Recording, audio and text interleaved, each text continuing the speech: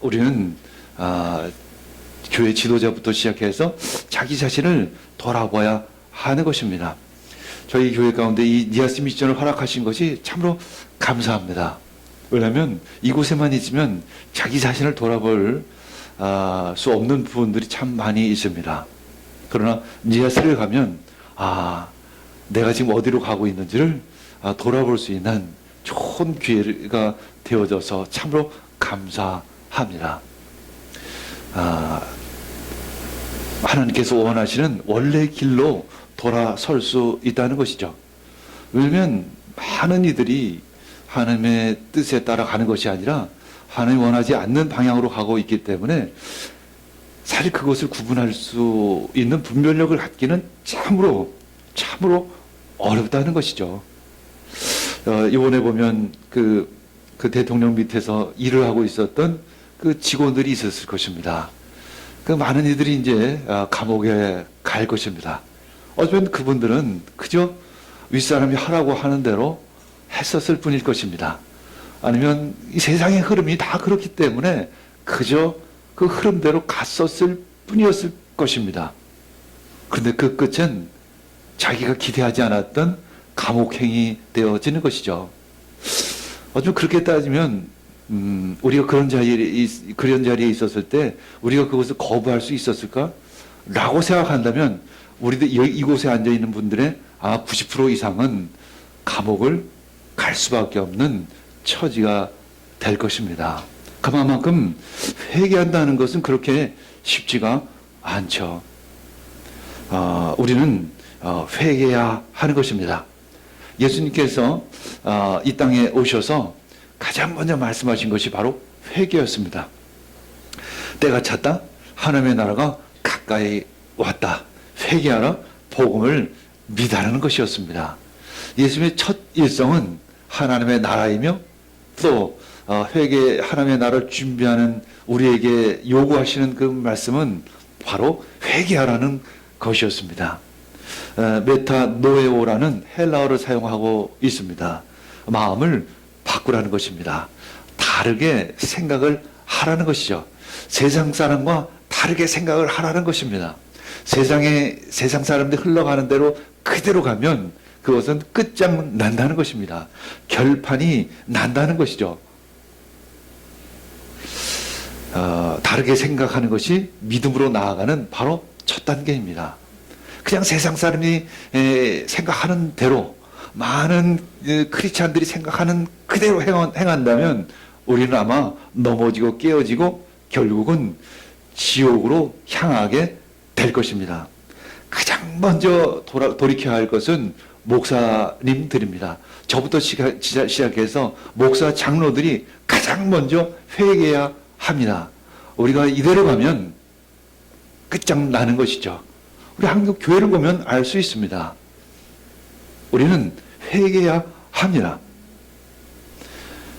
그리고 우리가 다르게 생각하는 것이 믿음의 시작이고 또 우리가 믿음을 갖는다는 것은 주님을 믿겠다는 결단이고 주님이 행하신 일을 내가 받겠습니다. 주님의 그 십자가를 내가 받겠습니다. 이런 고백이 되어지는 것입니다. 그때 주님께서는 우리에게 주의 영을 하나의 마음을 우리들 가운데 부어주시는 것입니다. 그것이 바로 구원인 것입니다. 그것이 바로 회복인 것이죠.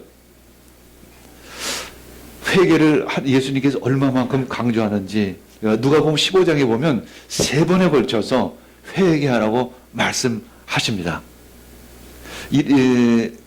양을 100마리 가지고 있는 그 양의 목자가 한 마리 양을 잃었을 때 그 한 마리를 위해서 끊임없이 찾는다는 것이죠. 그리고 그 잃어버린 한 마리를 찾았을 때 그 기쁨이 얼마나 큰가. 누가복음 15장 7절 읽겠습니다. 내가 너에게 말한다. 이와 같이 하늘에서는 회개할 필요가 없는 의인 99보다 회개하는 죄인 한 사람을 두고 더 기뻐할 것이다. 라는 것입니다. 그 한 사람을 찾은 것을 두고 더 기뻐할 것이다. 라는 그러한 말씀인 것입니다. 그런 의미에서 회개하라. 그리고 또 두 번째는 동전 하나를 잃어버린 그 여인의 심정을 이야기하고 있습니다.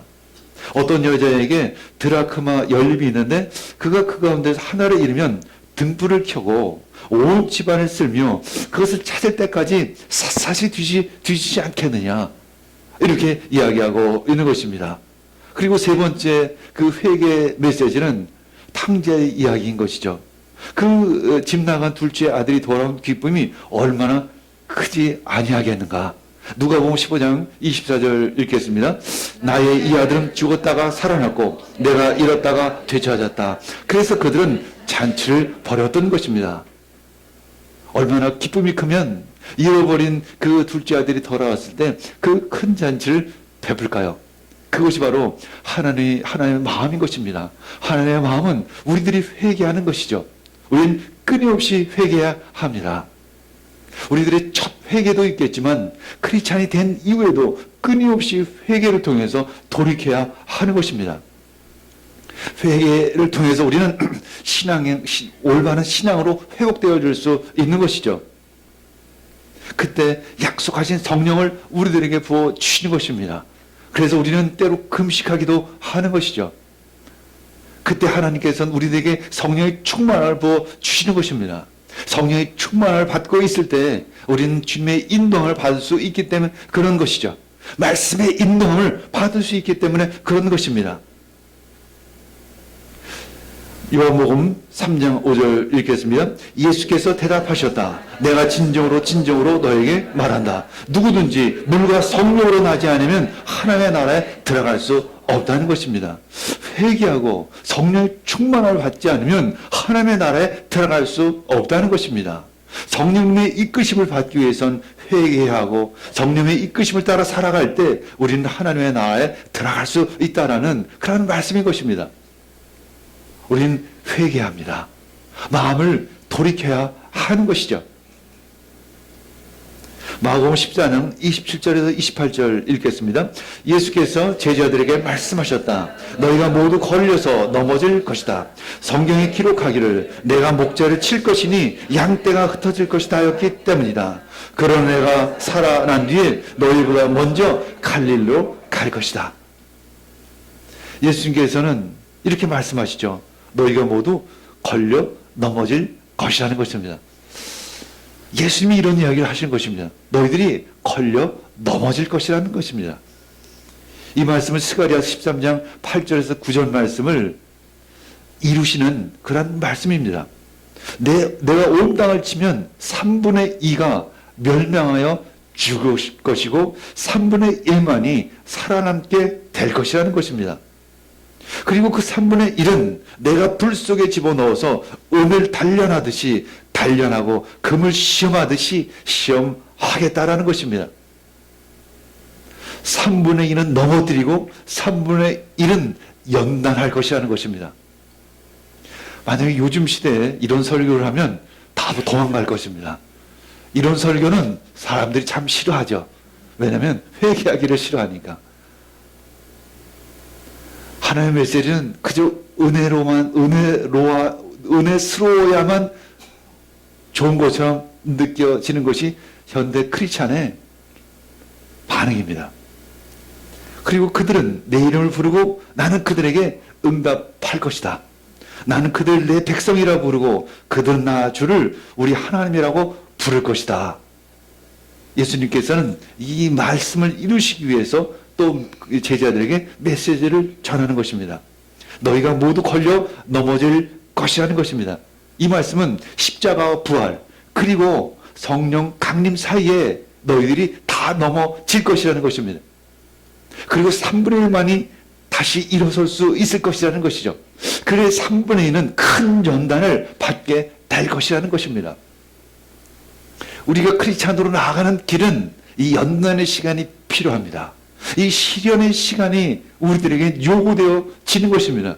이것을 견딜 때 온전한 신앙인이 될 수 있는 것이죠. 왜냐하면 십자가는 미련하는 것이요, 아주 치욕스러운 것이요, 혐오스러운 것처럼 느낄 수밖에 없기 때문에 그런 것입니다. 그런데 예수님께서 우리가 생각했던 그분, 그리스도 그분이 십자가를 치다는 것입니다. 미련한 짓을 한다는 것입니다. 치욕스러운 길로 가신다는 것입니다. 모욕스러운 길로 가신다는 것입니다. 그것 자체가 우리에겐 넘어짐인 것입니다.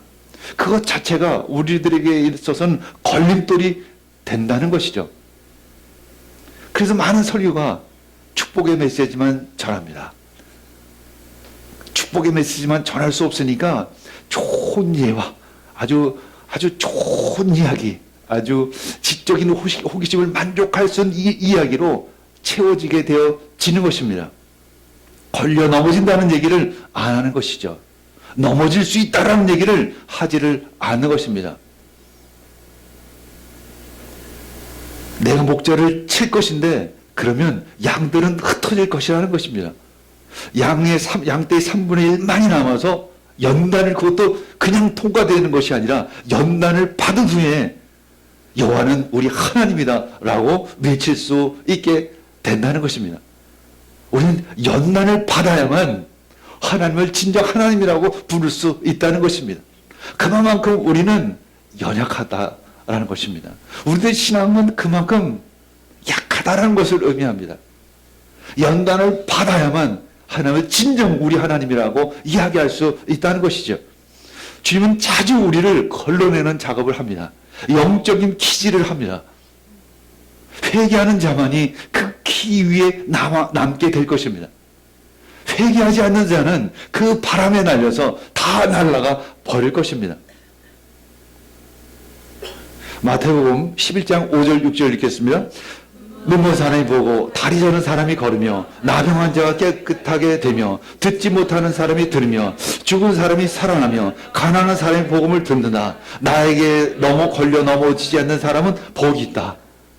이것은 이제 세리 요한이 제자들을 시켜서 예수님께 질문을 한 내용이었습니다. 예수님께서 그리스도이십니까? 이런 질문을 했을 때 예수님은 이 대답을 하시는 것입니다.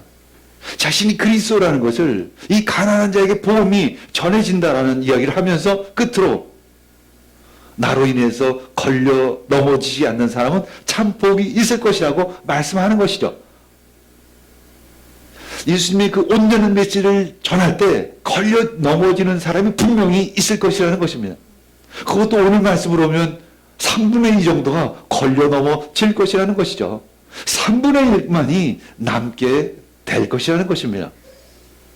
우리는 이 메시지를 분명히 들어야만 하는 것입니다. 그래서 우리는 깨어 있어야 하는 것이죠. 무조건 통과가 아닌 것입니다. 지금 대통령도 지금 감옥에 갈 판인데 천국을 그렇게 아무나 갈 수 있을까요? 우린 주님을 진정 믿어야만 하는 것입니다. 믿음으로 구원을 받는 것입니다. 그러나 그 믿음이 진짜인 것인가는 그 연단을 통해서 영적인 기질을 통해서 하나님 분별 하실 것이다라는 것입니다. 제자는 이제 예수님을 팔 것입니다. 예수님을 버릴 것입니다. 그리고 예수님을 부인할 것이라는 것이죠. 이것이 우리들의 삶의 모습입니다. 때때로 우리는 예수님을 팝니다. 많은 종교 지도자들은 예수님을 팔아서 돈벌이를 합니다. 자신의 권력을 높입니다. 때로는 예수님을 버리기도 합니다. 예수님을 부인하기도 하는 것이죠. 그리고 흩어진다는 것입니다. 그런데 남은 자들은 연단을 통과한 후에, 즉 회개한 후에 예수님께서 그리스도이심을 담대히 전할 수 있게 될 것이라는 것입니다. 예수님을 전하는 자는 머리로 그 하나님의 말씀을 외운 사람이 아닙니다. 성경의 지식을 많이 가지고 있는 사람이 예수를 전할 수 있는 것이 아니라 그 말씀이 체험된 사람이 그 말씀을 전할 수 있다는 것입니다. 베드로 역시 3년 동안 예수님이 직접 가르침을 들었습니다. 그러나 그는 예수님을 부인한 후에 그리고 회개한 후에 성령의 충만을 받은 후에야 온전한 선포를, 온전한 설교를 할 수 있었던 것이죠. 그리고 예수님은 이렇게 말씀하십니다. 너희들보다 내가 먼저 갈릴리에 도착할 것이다. 영어 성경에 보면 내가 갈릴리로 가는 그 길을 내가 너희를 인도하겠다 이렇게 표현하고 있습니다. 한마디로 너희들을 그 갈릴리로 이끌 것이라는 것입니다. 갈릴리는 도대체 어떠한 곳인가? 갈릴리는 바로 그 제자들 처음 부르셨던 그 부르심의 장소였던 것입니다. 그 부르심의 자리로 내가 너희들을 이끌겠다라는 그러한 말씀인 것입니다. 마태복음 28장 16절 읽겠습니다. 11 제자가 갈릴리로 가서 예수께서 일러주신 산에 이르렀던 것입니다. 그 산은 바로 갈릴리에 있었던 그 산을 의미하는 것이죠. 마태복음 28장 20절 읽겠습니다. 내가 너에게 명령한 모든 것을 그들에게 가르쳐 지키게 하여라. 보라, 내가 세상 끝날까지 항상 너희와 함께 있을 것이다. 이렇게 연단을 통과한 남은 자들에게, 남은 제자들에게 이 말씀을 전하는 것입니다. 내가 너에게 명령한 모든 것을 열방에 가르쳐 지키게 하라. 보아라, 내가 세상 끝날까지 너희와 항상 함께 하리라. 이렇게 말씀하고 있는 것입니다. 이를 위해 믿음의 첫 단계인 회개로 우리들을, 제자들 강력하게 이끌어 주시는 것입니다.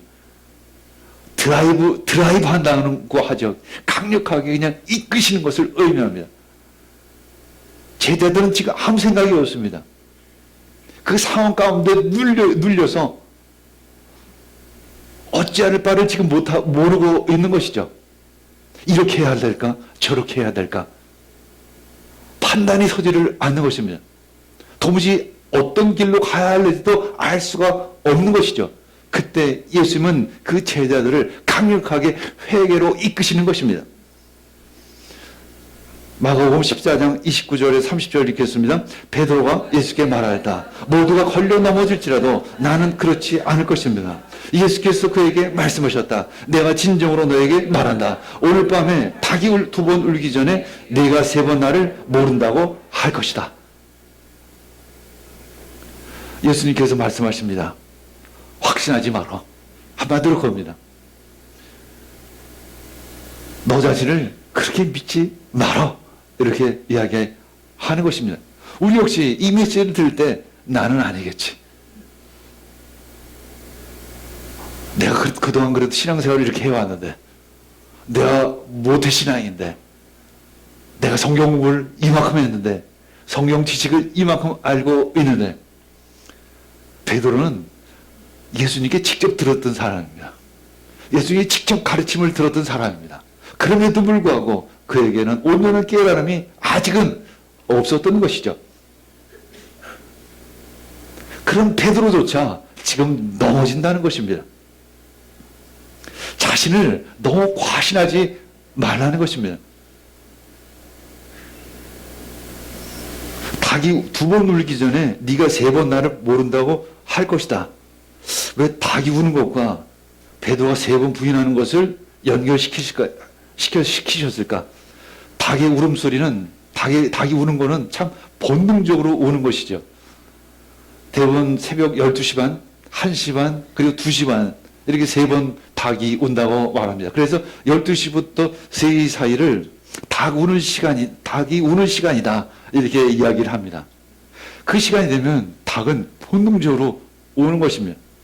우리가 죄를 짓는 것은 거의 본능적이라는 것이죠. 직분자나 교회 지도자가 인간적으로 교회를 해서 봉사하면 공동체를 죄의 길로 금방 이끌게 될 것입니다. 예수 그리스도 이름으로 명하니 모든 인간적인 것은 떠나갈지어다. 교회 안에서 인간적으로 봉사하고 인간적으로 생각하고 인간적으로 행동하면 교회는 금방 타락하게 됩니다. 그것이 바로 누룩인 것입니다. 교회는 끊임없이 그 더러운 누룩을 제거해야 합니다. 그것은 끊임없이 죄악의 그 부스러기들을 제거해야 하는 것이죠. 그것이 지도자들이 해야 할 역할인 것입니다. 죄는 거의 본능적입니다. 그래서 우리의 죄는 거의 자기도 모르는 사이에 본능적으로 튀어나오기도 하고 본능적으로 죄 가운데 이끌림을 받습니다.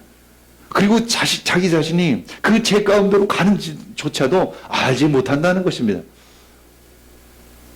이번에도 여러 선교사님들을 만났습니다. 그래서 한국에서 선교로 오신 목회자들에 대한 이야기를 많이 듣습니다. 거의 99%라는 것이죠. 90% 이상이 와서는 딴 일을 하신다는 것입니다. 선교를 안 하고 와서 즐긴다는 것입니다. 근데 그것이 자기가 잘못된지를 모른다는 것입니다. 그래서 선교사님이 한 번은 얘기했다고 하죠. 그렇게 하면 안 되십니다. 여기는 선교지입니다. 그것도 잠시 잠깐이라는 것이죠.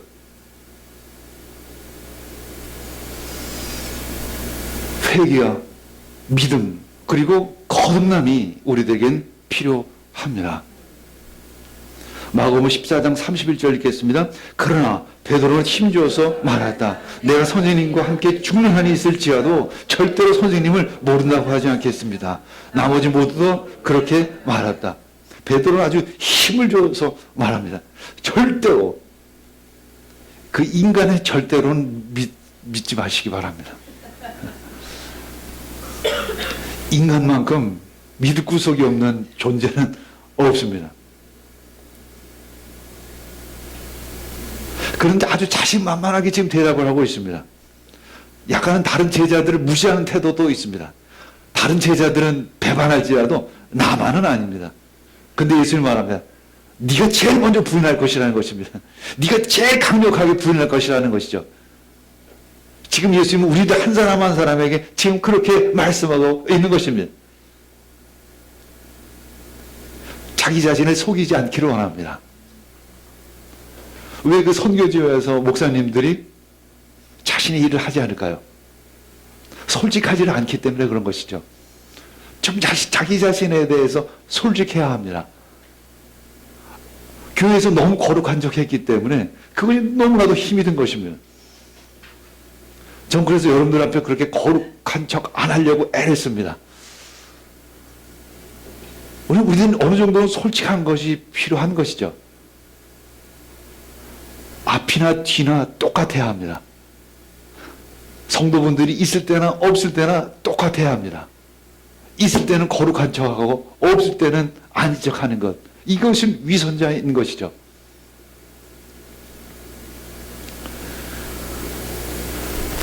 저희가 니아스에서 한 일은 다 그겁니다. 그냥 바닥에서 잔 거. 그리고 같이 매일 닭 쪼가리 하나씩 먹고 밥 요만큼 밥 한 그릇에 닭 한 조각 먹은 것. 그것이 우리들의 사역의 전부였었습니다. 그 더위에 지치는 것, 그리고 벌레에 물리는 것, 그것이 사역의 전부였습니다. 그러나 그것이 가장 귀한 사역이라는 것이죠. 그 현지인들이 우리들의 그 모습을 보았던 것입니다. 근데 많은 사역자들은 선교지에 가서 멋있는 건물들을 짓기도 하고 멋있는 사역을 하기도 합니다. 그러나 더 중요한 것은 우리들의 솔직한 모습인 것입니다. 그리고 그들과 함께 하고자 하는 그러한 마음이 더 중요한 것이죠. 때로는 저희는 그들에게 그런 이야기도 들었습니다. 목사님, 그렇게 힘든데 오지 마시고 비행기 값을 그냥 보내시죠. 그런 정도의 이야기까지 들으면서 그곳을 간 것입니다. 지금 그 베드로, 그 인간의 나약함을 잘 아셨습니다. 그리고 예수님은 그들을 주님의 계획대로 차근차근 이끌어가고 계시는 것입니다.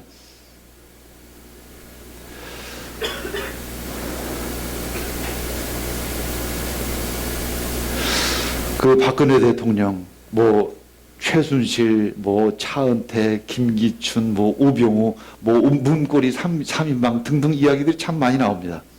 그들은 한때 막강한 권력을 휘둘렀습니다. 그러나 그 한순간 무너지는 권력, 참 인간이 얼마만큼 나약한지를 우리는 적나라하게 보고 있습니다. 우리는 그분들을 보는 것이 아니라 내가 그 자리에 있다라고 투영시키기를 원합니다. 내가 그 자리에 있었던 것입니다. 한때는 내가 그 자리에 있지 못하는 것이 서러웠었습니다. 지금 그들이 심판을 받으니까 우리는 함께 심판하고 있을 뿐인 것이죠. 검찰 역시 권력의 한때는 시녀 노릇을 하더니 금세 자신의 주인을 향해 칼끝을 겨눈 것입니다. 그것이 바로 우리들의 모습인 것입니다. 법은 이제 어떤 정의를 외치고 있습니다. 청와대 200m 앞까지 시위를 허용하는 것이죠. 어떻게 법원이 갑자기 민주법원이 됐는지 참 세상이 어느덧 갑자기 변해버립니다. 세상이 그렇다는 것입니다. 우리들이 그렇다라는 것이죠. 우리는 항상 진리보다는 세상의 눈치를 본다는 것입니다. 그러나 주님은 세상의 눈치를 보는 것이 아니라 죄에 대해 회개하라고 말씀하고 계십니다. 왜냐하면 회개는 영적 돌파의 준비 단계이기 때문에 그런 것입니다. 회개는 변혁이 있을 수 없습니다. 먼저 우리 자신을 찢어야 하는 것입니다. 그때 성령님이 역사하시고 성령운동은 우리의 영적인 변혁을 가져오기 시작을 합니다. 사도행전 2장 38절 읽겠습니다. 베드로가 대답하였다. 회개하십시오. 그리고 여러분 각 사람은 예수 그리스도 이름으로 세례를 받고 죄 용서를 받으십시오. 그러면 성령을 선물로 받게 될 것입니다. 이것은 자신의 간증입니다. 그렇죠? 자신의 간증을 지금 말씀하고 있습니다. 설교는 마치 자신의 간증과 같아야 합니다. 자신의 삶으로 말씀을 자신의 삶 가운데 말씀이 이루어졌을 때 그것이 말씀이 되어질 수 있는 것이죠.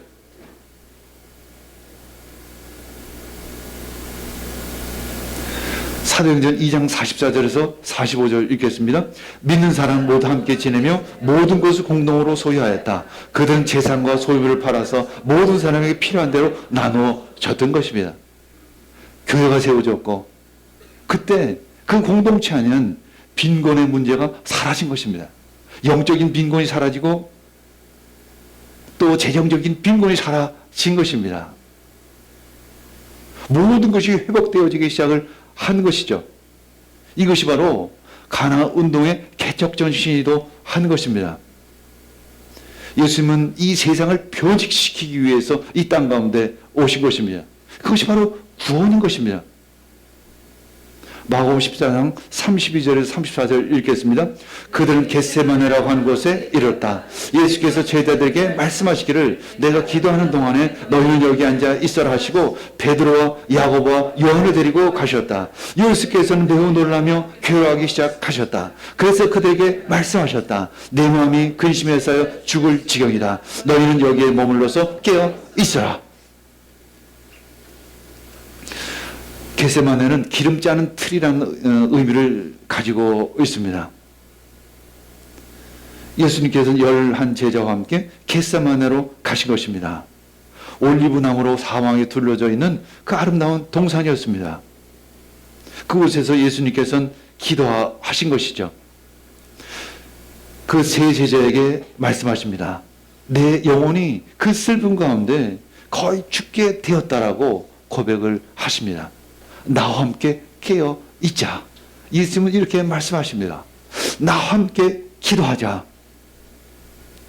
그것은 죄가 얼마나 덜고 혐오스러운지를 예수님은 아셨기 때문에 그런 것입니다. 예수님은 그 모든 죄를 지금 짊어지야만 했기 때문에 그런 것이죠. 나와 함께 깨어 있으라. 깨어서 자신의 모습을 보라는 것입니다. 깨어서 하나님의 약속이 어떻게 이루어지는지를 보라는 것이죠. 깨어서 주님의 뜻대로 약속하신 성령을 기다리라는 것입니다. 우리는 깨어서 하나님의 역사하심을 분명히 바라볼 수 있어야 합니다. 우리들의 눈이 열려지기를 원합니다. 우리의 눈이 활짝 열려지기를 원합니다. 이제 예수님께서 모든 어둠의 세력을 물리치실 것입니다. 회개하고 믿음으로 반응하시기를 원합니다. 우리 함께 기도하겠습니다. 주님 감사합니다. 오늘 말씀 가운데 기름 부어주시니 감사합니다. 말씀을 저희들 10년 가운데 부어주시니 감사합니다. 이 모든 말씀 예수님의 이름으로 기도합니다. 아멘.